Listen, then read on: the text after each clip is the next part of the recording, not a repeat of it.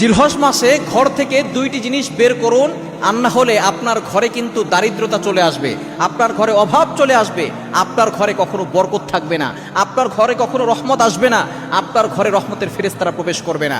এই দুইটি জিনিসের কথা নবীজি সাল্লাল্লাহু আলাইহি ওয়াসাল্লাম নিজে বলে দিয়েছেন। এমন দুইটি জিনিস যদি আপনার ঘরে রাখেন, কারণ এই জিলহজ মাস হচ্ছে বরকতময় একটি মাস, সম্মানিত মাসের ভিতরে এই জিলহজ মাস হচ্ছে অন্যতম একটি মাস। 4টি মাস হচ্ছে সম্মানিত, আল্লাহ তাআলা নিজে বলে দিয়েছেন। 10 নম্বর পর 11 নম্বর পৃষ্ঠার 11-12 নম্বর লাইন, সূরা তাওবার 36 নম্বর আয়াত, ইন্না ইদ্দাতাশ শুহুর ইনদাল্লাহি 12 শাহরান ফি কিতাবিল্লাহ ইয়াওমা খালাকাস সামাওয়াতি ওয়াল আরদা মিনহা আরবাআতুন হুরুম। 4টি মাস আল্লাহ তাআলা সম্মানিত করেছেন, তার ভিতরে এই 4টি মাসের ভিতরে 3টি মাস লাগাতার, এটা হচ্ছে জিলকদ, জিলহজ, মুহররম, আর এটা হচ্ছে রজব। এই 4টি মাস আল্লাহ পাক রব্বুল আলামিন নিজে সম্মানিত করেছেন। জিলহজ মাস হজের মাস, কোরবানির মাস, এই মাসে নামাজ রোজা সব কিছু আছে, হজ আছে, কোরবানি আছে।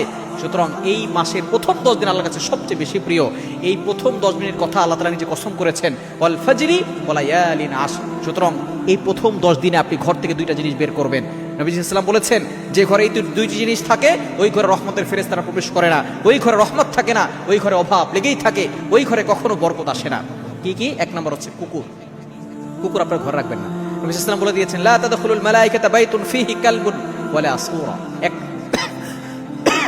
1 নম্বর হচ্ছে কুকুর আপনার ঘরে রাখবেন না। বর্তমানে ট্রেন্ডিং হয়ে গেছে বেডরুমে কুকুর রাখে। কুকুর যদি পাহারা দেওয়ার জন্য রাখতেই হয়, আপনি আপনার একেবারে বাড়ির দরজার কাছে একটা রুম করবেন কুকুরের জন্য, সেটা আলাদা করে। কিন্তু বর্তমানে ফ্ল্যাটে ফ্ল্যাটে বেডরুমের ভিতরে কুকুর ঢুকে গেছে। খবরদার, যেই ঘরের ভিতরে কুকুর থাকে ওই ঘরের ভিতরে রহমতের ফেরেশতারা প্রবেশ করে না। বিড়াল আর কুকুর কিন্তু এক না। বিড়ালের লালার ভিতরে তেমন কোনো ভাইরাস নাই।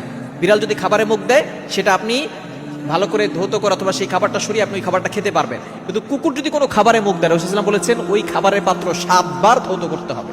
চিন্তা করেছেন? কুকুরের লালার ভিতরে জীবাণু আছে, বর্তমান চিকিৎসা বিজ্ঞানও বলছে।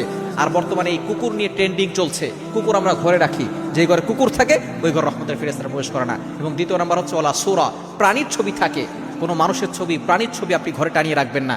এই দুইটি জিনিস জিলহজ মাসে বের করে দেন, দেখবেন ঘরের ভিতরে বরকত আসবে ইনশাআল্লাহ।